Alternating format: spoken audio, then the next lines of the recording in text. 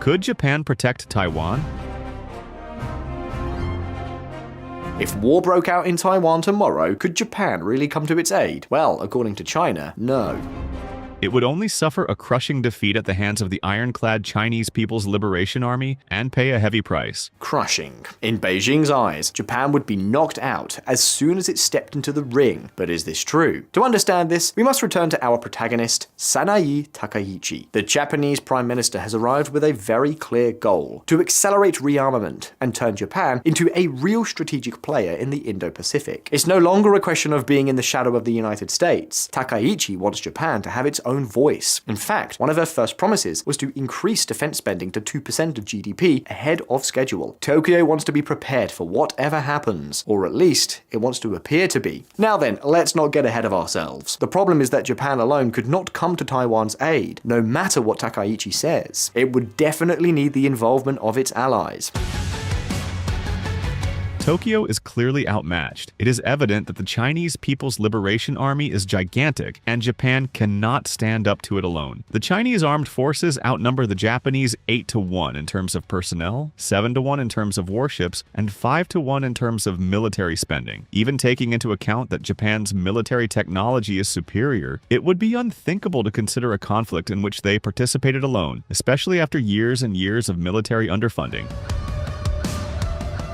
Therefore, the key to whether or not Japan could defend Taiwan lies not in Japan, but in what its allies would do. In this case, the countries to look at would be mainly these two: the United States, and due to its proximity and strength, South Korea. But first, let's look at the United States. Japan has always assumed that the United States would be there, but right now there is a small detail to consider in the White House, one called Donald Trump. And in regards to Taiwan, Trump has been anything but clear. His statements range from, "We must defend the Taiwanese with everything we have," to, "Why should we protect a country that steals our technology?" And clearly for Japan, this uncertainty is a considerable problem, especially when we consider that the Trump administration is completely focused on its famous "Make America Great Again" slogan. It should also be remembered that when Beijing stormed Hong Kong's institutions in violation of all international agreements and took complete control of the city, Trump was also in power and did absolutely nothing to prevent it. Therefore, if China were to launch an invasion of Taiwan, for example, in 2027, which is the date that some analysts are beginning to consider, Trump would probably do the bare minimum to prevent it. At the very least, the risk of this happening is too great for the Japanese to put only themselves in the firing line of a regional conflict. The situation is somewhat similar with South Korea, but for different reasons.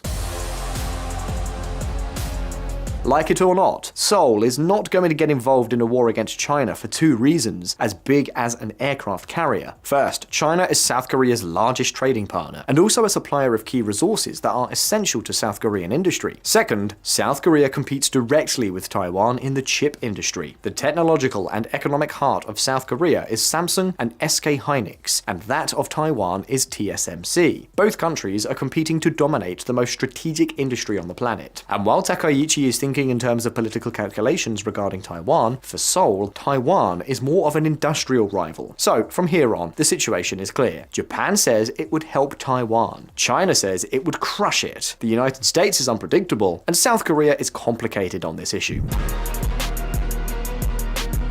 In any case, the reality is that after all the noise, inflammatory statements, flight cancellations, hysterical consuls, and warnings of defeat, the truth is much simpler. This is all a calculated political game on both sides. Sanae Takaichi has lit a fuse, is now taking advantage of it, and in the process has given Xi Jinping a wonderful tool for rekindling national fervor. Both countries are winning with this story, and most likely Taiwan is only being used by both sides as a means of diplomatic pressure, nothing more than that.